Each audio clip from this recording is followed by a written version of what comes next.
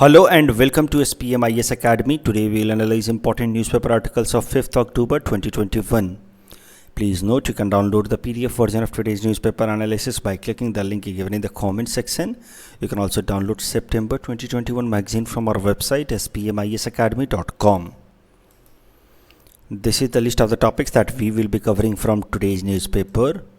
And the first article is taken from editorial segment. It is about One China principle, and this topic is important from our syllabus paper 3 international relations point of view. So इस article को समझने के लिए हमें briefly China की history समझनी होगी, China की political history. So if you see China from 1927 to 1949 you will find कि चाइना के अंदर एक सिविल वॉर चल रहा था. सिविल वॉर मतलब the people of China they divided into mainly two political groups, और इन पॉलिटिकल ग्रुप्स के बीच में वायलेंट कन्फ्लिक्ट चल रहा था. और ये जो दो पॉलिटिकल ग्रुप्स थे, एक का नाम था क्यूमिंगतांग KMT party, that was fighting against communist party of China. तो अगर क्यूमिंगतांग पार्टी की बात की जाए तो इसके लीडर थे चियांग की शेक, और ये जो पार्टी थी क्यूमिंगतांग पार्टी अंडर चियांग की शेक, इसकी जो आइडियोलॉजी थी that was democratic ideology. It called China as republic of China.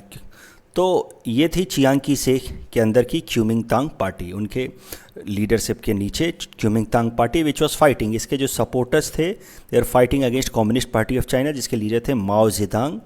और इनकी जो आइडियोलॉजी थी वो कम्युनिज्म की आइडियोलॉजी थी. ये पूरे चाइना में कम्युनिज्म लाना चाहते थे. And I hope you understand कि जिस तरीके से हम डेमोक्रेसी को समझते हैं, कम्युनिज्म उससे बहुत अलग है.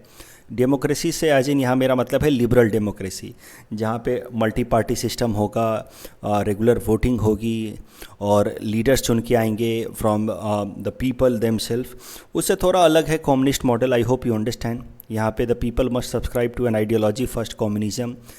यहाँ पे मल्टी पार्टी सिस्टम अलाउड नहीं होता है, because only those parties who believe in the idea of communism get into political process. बाकी सबको are considered as enemy of the country, जो कम्युनिस्ट आइडियोलॉजी को नहीं मानते. तो मुद्दा ये है कि डेमोक्रेटिक आइडियाज़ और कम्युनिस्ट आइडियाज़ बहुत ज़्यादा कॉन्ट्राडिक्टरी हैं एक दूसरे को लेकर के, and that is why civil war was going on for about 22 years from 1927 to 1949. और माओ जेदांग के अंदर जो पार्टी थी कम्युनिस्ट पार्टी ऑफ चाइना, ये चाइना को PRC नाम से बुलाते थे, पीपल्स रिपब्लिक ऑफ चाइना. ये कन्फ्लिक्ट लगभग 22 सालों तक चलता रहा. Ultimately it ended in 1949 when communist party of China got control over entire China, और लीडरशिप जो थी माओ जेदांग के हाथ में चली आई. और जो दूसरी पार्टी थी क्यूमिंगतांग पार्टी, उसको ये मेनलैंड चाइना छोड़ना पड़ा. तो चियांग की शेक ऑफ क्यूमिंगतांग पार्टी, उनको ये मेनलैंड चाइना छोड़ करके इस छोटा सा यहाँ पे ताइवान स्ट्रेट है, ये है ताइवान स्ट्रेट, इसको पार करके यहाँ पे एक छोटा सा आइलैंड है जिसको फार्मोसा आइलैंड भी कहते हैं. वहाँ पे जा कर के क्यूमिंगतांग पार्टी के सपोर्टर्स प्लस उनके लीडर चियांग की शेक यहाँ पे सेटल हो गए, और यहाँ पे उन्होंने फिर अपने कंट्री को इस्टेब्लिश किया, जिसका नाम उन्होंने रखा रिपब्लिक ऑफ चाइना, जिसको ताइवान भी कहा जाता है. तो ताइवान का ऑफिशियल नाम है रिपब्लिक ऑफ चाइना. और ये लोग जो ताइवान की सरकार है यहाँ पे, जो अपने आप को रिपब्लिक ऑफ चाइना कहती है, ये अपने आप को रियल चाइना कहते हैं. और इनका मानना है कि ये जो पूरा का पूरा चाइना है ये इनको ही बिलोंग करता है, बट इस पे अभी इलीगल तरीके से ऑक्यूपेशन कर रखा है कम्युनिस्ट पार्टी ऑफ चाइना ने. तो मुद्दा ये है कि technically there became two Chinas, people's republic of China, ये जिस पर मेनलैंड चाइना है जो कम्युनिज्म को प्रैक्टिस करते हैं, और एक रिपब्लिक ऑफ चाइना जो इस फार्मोसा आइलैंड पे, जिसको हम लोग ताइवान भी कहते हैं. अभी दोनों ही कंट्री क्लेम करते हैं कि हम real China and we should be recognised as the real China. लेकिन जो पीपल्स रिपब्लिक ऑफ चाइना है, मेनलैंड चाइना वाली कम्युनिस्ट पार्टी वाली, ये एक पॉलिसी लेकर के आई, एक फॉरेन पॉलिसी लेकर के आई, जिसका नाम है one China principle. According to this one China principle there is just one China, that is mainland China और पीपल्स रिपब्लिक ऑफ चाइना. इसका मतलब ये है कि कोई भी देश जो ताइवान को या रिपब्लिक ऑफ चाइना को फॉर्मल तरीके से आइडेंटिफाई करेगा, उसके साथ अगर डिप्लोमेटिक रिलेशंस डेवलप करेगा, तो PRC that means this communist China will identify that particular country as enemy country. क्योंकि चाइना कहता है कि ऐसा कोई देश ताइवान है ही नहीं, there is nothing like republic of China, क्योंकि चाइना तो बस एक है और वो हम है, पीपल्स रिपब्लिक ऑफ चाइना। जो छोटा सा आइलैंड है वो अभी हमारे ऑक्यूपेशन में नहीं है, लेकिन any day we may occupy this as well, and there is just one China, and no one should establish a diplomatic relation with this particular country, ROC, so called Taiwan। और ये जो one China principal है, दुनिया की ज़्यादातर देशें इसको मानती हैं। दुनिया के बस ऐसे 15 कंट्रीज़ हैं, बहुत ही छोटे कंट्रीज़ हैं, जो ROC यानी कि ताइवान के साथ डिप्लोमेटिक रिलेशंस रखती हैं और चाइना के साथ नई रिलेशंस रखती हैं। क्योंकि देखिए, अगर आप ताइवान के साथ रिलेशंस रख रहे हैं, इसका मतलब ये है कि आप चाइना को, यानी कि पीपल्स रिपब्लिक ऑफ चाइना को एक लीगल लेजिटिमेट कंट्री की तरह आइडेंटिफाई नहीं करते। तो दे आर ओनली 15 कंट्रीज़, और वेरी वो स्मॉल कंट्री जैसे Belize, Guatemala, Haiti, Holy See, Honduras, ये सब they identify Taiwan as a legitimate country. They establish diplomatic relations with Taiwan but not with people's republic of China. अगर बात की जाए India की, तो इंडिया भी कोई ऑफिशियल या डिप्लोमेटिक रिलेशंस ताइवान के साथ मेंटेन नहीं करता है। मतलब इंडिया ने वहाँ पे ना कोई एम्बेसी खोल रखी है, ना ताइवान को इंडिया के अंदर एम्बेसी खोलने दिया है। तो somehow there is no diplomatic relations, and the reason is just one, that we follow one China principle। हमें चाइना के साथ ऑफिशियल डिप्लोमेटिक रिलेशंस रखने हैं, and that is why we have maintained it, and that's why we do not maintain official diplomatic relations with Taiwan. हाँ, economic relations हमारे बहुत strong हैं, people to people ties बहुत strong है, बहुत सारा ट्रेड होता है ताइवान के साथ, लोग आते जाते रहते हैं टूरिज़्म के लिए, ट्रेड के लिए, but we do not identify Taiwan as an independent autonomous sovereign country। Same goes for US। US also does not identify Taiwan because US मानता है, US also follows one China principle। In 1979 US declared this acceptance of one China principle, and US imposed the self limitation of not keeping formal ties with Taiwan। लेकिन हाल फिलहाल में जब से US और China के tensions काफ़ी build हुए हैं, डोनाल्ड ट्रंप के टाइम से ही, देखिए 21st सेंचुरी में China emerged as a superpower and started to challenge hegemony of US. और तब से यूएस को लगने लगा कि जो हमारी सिंगल पावर, जो डोमिनेंस है पूरे दुनिया भर में, उसको अगर कोई चैलेंज कर सकता है तो वो है चाइना। तो हाल फिलहाल में यूएस इस तरह की बातें करने लगा है कि we are considering of reviewing और we are planning to review this one China principle, and we might establish a formal diplomatic ties with Taiwan just to irritate China. तो इस तरह की बातें हाल फिलहाल में चल रही हैं, just to challenge sovereignty of China, irritate China, क्योंकि चाइना ने कह रखा है कि अगर कोई भी ताइवान को आइडेंटिफाई करता तो हम उसके साथ अटैक करेंगे, उसके साथ वॉर करेंगे। अब ये 15 कंट्री इतने छोटे हैं कि इन पे अटैक वो नहीं करता, but if US, India, such countries, Japan identify Taiwan as an legitimate sovereign country, then there will be bigger repercussion, there may be direct conflict with China. तो यूएस बार बार कहता रहा है कि हम ताइवान को लीगल लेजिटिमेट सोवरेन कंट्री की तरह आइडेंटिफाई कर सकते हैं। एक बात आपको और जाननी चाहिए कि ताइवान को किसी भी इंटरनेशनल ऑर्गेनाइजेशन में, चाहे वो यूनाइटेड नेशन हो, वहाँ पे रिप्रेजेंटेशन नहीं मिल रखा है। यही अगर बात की जाए ओलंपिक्स में, तो वहाँ भी ताइवान पार्टिसिपेट नहीं करता है, जस्ट बिकॉज ऑफ चाइना, क्योंकि चाइना उसको एक लेजिटिमेट कंट्री की तरह आइडेंटिफाई होने नहीं देता है। अब अगर करंट इशू की बात की जाए, क्यों ये इशू बार बार निकल के आ रहा है हाल फिलहाल में, देखिए ये काफ़ी पुराना टॉपिक है, कई दफ़ा मैं पहले भी न्यूज़पेपर एनालिसिस में कवर कर चुका हूँ, लेकिन चाइना और ताइवान के बीच में हाल फिलहाल में कन्फ्लिक्ट्स बहुत बढ़ गए हैं। ये जो आप देख रहे हैं ताइवान स्ट्रेट, इस ताइवान स्ट्रेट में ताइवान की जो मैरीटाइम बाउंड्री है उसको बार बार इन्फ्रिंज करके चाइनीज़ नेवल शिप्स इस एरिया में इंटर कर रहे हैं, और वहाँ से फिर naval ships, mostly the aircraft carriers, वो एयरक्राफ्ट कैरियर्स जो हैं वो इस एरिया में आने के बाद उनके एयरक्राफ्ट टेक ऑफ कर रहे हैं, जो ताइवान के एयर डिफेंस जोन के ऊपर फ्लाई कर रहे हैं। So that means China is bullying Taiwan repeatedly. ये ठीक है, तुम इंडिपेंडेंट देश हो ना, तो चलो अपने टेरिटरी को प्रोटेक्ट करके दिखाओ। वैसे तो हमें भी इरिटेट करने की कोशिश करता है, आपने देखा गलवान वैली में पिछले साल क्या हुआ, जगह जगह पे इनकर्सन कर रहा था, लेकिन वी आर कैपेबल इनफ, हम अपनी बाउंड्री प्रोटेक्ट करना जानते हैं, Indian army is capable enough. लेकिन ताइवान को बार बार इस तरह से चैलेंज कर रहा है, इरिटेट कर रहा है, उसकी जो नेवल मैरीटाइम बाउंड्री है या एयर डिफेंस जोन है। एयर डिफेंस जोन मतलब कहाँ तक अगर कोई प्लेन फ्लाई करता है तो ताइवान उसको अलाउ नहीं करेगा, because it might create security threat for Taiwan. तो हर देश का जो एयर डिफेंस जोन होता है वो उसके एरिया से थोड़ा एक्सटेंडेड होता है। यहाँ पे आप देख सकते हैं कि ताइवान का एयर डिफेंस जोन जो है वो थोड़ा बहुत मेनलैंड चाइना के ऊपर भी जा रहा है। देखिए ठीक ऐसा ही जैसे इंडिया और पाकिस्तान का जो बॉर्डर एरिया होगा, तो ऐसा नहीं कि हमारे प्लेन्स बिल्कुल बॉर्डर के ऊपर उड़ सकते हैं, क्योंकि पाकिस्तान का एयर डिफेंस जोन इंडिया के ऊपर आ सकता है थोड़ा बहुत, और इंडिया का एयर डिफेंस जोन पाकिस्तान के ऊपर जा सकता है। मतलब उस एरिया में अपोजिट कंट्री के एयरक्राफ्ट कैरियर्स नहीं उड़ने चाहिए।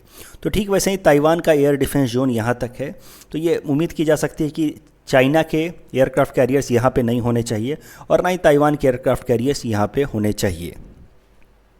लेकिन चाइना इसको बार बार वॉयलेट कर रहा है, और हाल फिलहाल में चाइना ने 1 अक्टूबर को अपनी नेशनल डे सेलिब्रेट की, क्योंकि 1 अक्टूबर 1949 को ही चाइना की जो प्रेजेंट रिजाइम है communist party of China that came into power, और जिस दिन उन्होंने नेशनल डे सेलिब्रेट किया उस दिन तो उन्होंने लगभग 35 टाइम्स एक ही दिन में ताइवान के मैरीटाइम बाउंड्री को ब्रीच किया, and that led to major conflict Taiwan के और चाइना के बीच में। अब ये इशू इम्पॉर्टेंट क्यों है? क्योंकि ताइवान तो छोटा सा देश है, फिर भी हम इसको क्यों डिस्कस कर रहे हैं? क्योंकि ये ताइवान और चाइना का conflict has turned into US China conflict, America और चाइना का conflict, and these are the two major superpowers of the world. अगर इनके बीच में कन्फ्लिक्ट स्केलेट हो जाता है, बढ़ जाता है, तो that will disturb peace and stability of the globe, of the world itself. तो अब जरा देखते हैं कि क्यों यूएस सपोर्ट कर रहा है ताइवान को। आखिर यूएस कहाँ से इस पिक्चर में आ गया? तो यू शुड बी नोइंग कि US gives unconditional support to Taiwan. US पूरा सपोर्ट देता है ताइवान को, और यही कारण है कि चाइनीज़ आर्मी को दिन का 6 घंटा भी नहीं लगेगा अगर वो ताइवान को कैप्चर करना चाहें तो। चाइनीज़ आर्मी इतनी स्ट्रांग है, 6 घंटे के अंदर इस ताइवान आर्मी को कैप्चर कर लेगी। According to so many articles and data ये कहते हैं 6 घंटे से ज़्यादा नहीं लगेगा। बट इतने सालों में भी 2 China maintains 1 China principle, but it has not acquired Taiwan. Reason is US and Japan and Australia, other countries who support Taiwan. तो US gives unconditional support to Taiwan for 2 reasons. अगर एक बात तो पता है चाइना, क्योंकि अगर हम ताइवान पे अटैक करेंगे तो यूएस चुप नहीं बैठेगा, क्योंकि US gives unconditional support to Taiwan. 2 कारण इसके पीछे। First, to keep aggression of China under check, China को उसको कंट्रोल में रखने के लिए। आप एकदम सरल शब्दों में, देसी शब्दों में कहें तो उसकी औकात बताने के लिए कि देखो तुम्हारा पड़ोसी है जो तुम्हें चैलेंज कर रहा है, और तुम्हें उसे चेंज करके दिखाओ, उस पर अटैक करके दिखाओ, फिर हम बात करते हैं तुमसे। सीधी बात है। उसका टेक्निकल टर्म होगा to keep aggression of China under check. तो ताइवान इस तरीके से यूएस को पूरा यूएस इसको सपोर्ट करता रहा। दूसरा, Taiwan is very important as far as semiconductor supply to the world is concern. पूरी दुनिया का आप समझ सकते हैं कि सेमी कंडक्टर मैन्युफैक्चरिंग हब है ताइवान। यूएस की इतनी बड़ी बड़ी टेक की कंपनियाँ हैं, उनको सेमी कंडक्टर चाहिए। आपको पता है कि जो चिप बनते हैं कंप्यूटर के लिए, मोबाइल फ़ोन्स के लिए, वो या कार के जो सिस्टम्स होते हैं, ऑटोमोबाइल सिस्टम्स, उन सब के लिए माइक्रोचिप्स बहुत इंपॉर्टेंट होते हैं, and they are made up of semiconductor. और सेमी कंडक्टर जो है उसका मैन्युफैक्चरिंग हब है ताइवान। पूरे दुनिया भर में सेमी कंडक्टर सप्लाई करने में Taiwan one of the leader है, और इस कारण से यूएस उसको अनकंडीशनल सपोर्ट करता है, क्योंकि यूएस को पता है कि अगर ताइवान के ऊपर चाइना का कंट्रोल हो गया तो यूएस के जो कंपनियां हैं जो सेमी कंडक्टर के लिए इतना ज़्यादा डिपेंड करती हैं ताइवान पे, उनको सेमी कंडक्टर सप्लाई में कहीं ना कहीं प्रॉब्लम्स आ सकती हैं। अगर सेमीकंडक्टर की बात की जाए हाल फिलहाल में, तो सेमीकंडक्टर की जो सप्लाई है वो बहुत हद तक कंस्ट्रेंट हो रखी है पूरे दुनिया भर में। आपको भी मोटा इसकी बात पता होगी। If you go and try to book any car, you may get this answer कि सर वेटिंग टाइम होगा 3 महीने, 4 महीने, 6 महीने। क्यों सर? तो सेमीकंडक्टर ही नहीं बन रहा, इसलिए कार की मैन्युफैक्चरिंग डाउन हो रखी है। तो पूरे दुनिया भर में सेमीकंडक्टर से सप्लाई कम हो रखी है। उसके पीछे 2 कारण हैं। पहला कारण तो ये है कि लॉकडाउन के बाद से वर्क फ्रॉम होम कल्चर बहुत बढ़ गया, तब से मोबाइल फ़ोन, लैपटॉप, कंप्यूटर्स की डिमांड बहुत बढ़ गई है। इस कारण से सेमीकंडक्टर्स का कंजम्पशन बहुत फास्ट रेट से हुआ। दूसरा कारण है यूएस चाइना का कन्फ्लिक्ट। पिछले साल यूएस ने चाइनीज़ कंपनी हुआई को सेमीकंडक्टर सप्लाई करने से मना कर दिया था कि नहीं, हम उसको सप्लाई करने नहीं देंगे semiconductor in our own country, because Huawei पे एलिगेशंस लगे थे कि Huawei is engaged in some sort of snooping. वो वहाँ से इन्फॉर्मेशन चुरा रही है यूएस। उसके बाद कई सारी यूरोपियन कंट्रीज़ ने भी ये बैन लगाया, और जब से हुआई पे इस तरह का बैन लगा तब से हुआई क्या कर रही है कि सेमीकंडक्टर्स को इकट्ठा कर रही है, एक इन्वेंट्री बना रही है कि उनके लिए सेमीकंडक्टर की सप्लाई कम ना हो जाए। तो हुआई ने बहुत सारा सेमीकंडक्टर खरीद करके रख लिया। एक तरह से आप कह सकते हैं होर्डिंग कर दिया है सेमीकंडक्टर का, जिस कारण से पूरे दुनिया भर में सेमीकंडक्टर की सप्लाई कम हो गई, और इस कारण से ऑटोमोबाइल इंडस्ट्री या फिर आप कह सकते हैं टेलीकॉम इंडस्ट्री सफ़र कर रही है। तो ये जो सेमीकंडक्टर का जो सप्लाई कंस्ट्रेंट है या रिस्ट्रिक्टेड सप्लाई है, उसके पीछे भी यूएस चाइना का कन्फ्लिक्ट रिस्पॉन्सिबल है। The next article is taken from international segment. It is about Nobel Prize in Medicine and this topic is important from our syllabus paper 4 Science and Technology point of view.